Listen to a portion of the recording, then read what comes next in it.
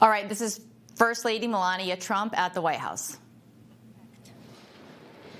I do not object to their ignorance, but rather I reject their mean-spirited attempts to defame my reputation. I never been friends with Epstein. Donald and I were invited to the same parties as Epstein from time to time, since overlapping in social circles is common in New York City and Palm Beach. To be clear, I never had a relationship with Epstein or his accomplice, Maxwell. My email reply to Maxwell cannot be categorized as anything more than casual correspondence.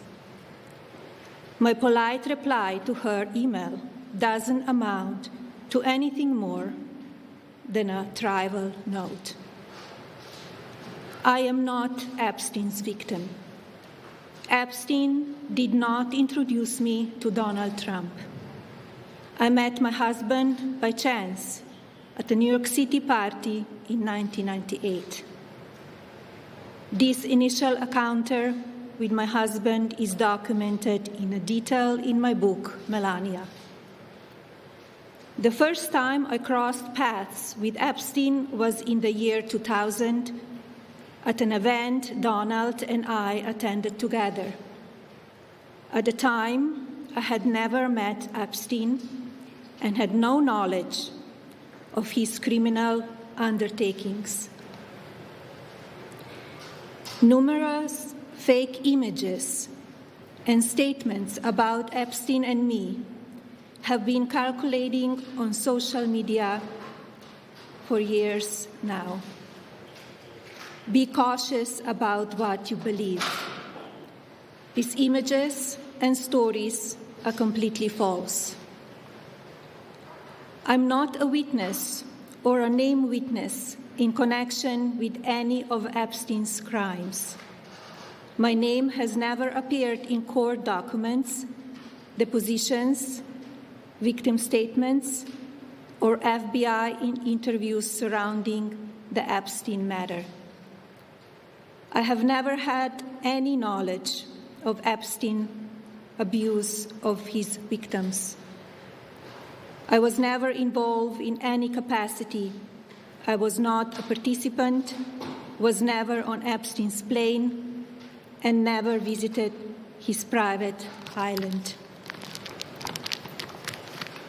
I have never been legally accused or convinced of a crime in connection with Epstein's sex trafficking, abuse of minors, and other repulsive behavior.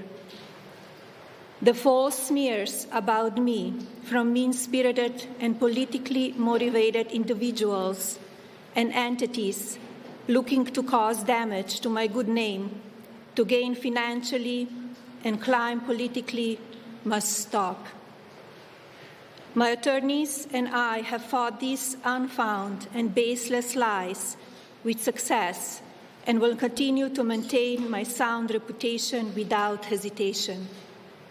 To date, several individuals and companies have been legally obligated to publicly apologize and retract their lies about me, such as Daily Beast, James Carville, and HarperCollins, UK. Now is the time for Congress to act. Epstein was not alone. Several prominent male executives resigned from their powerful positions after this matter became widely politicized. Of course, this doesn't amount to guilt, but we still must work openly and transparently to uncover the truth. I call on Congress to provide the women who have been victimized by Epstein with a public hearing specifically centered around the survivors. Give these victims their opportunity to testify under oath in front of Congress with the power of sworn testimony.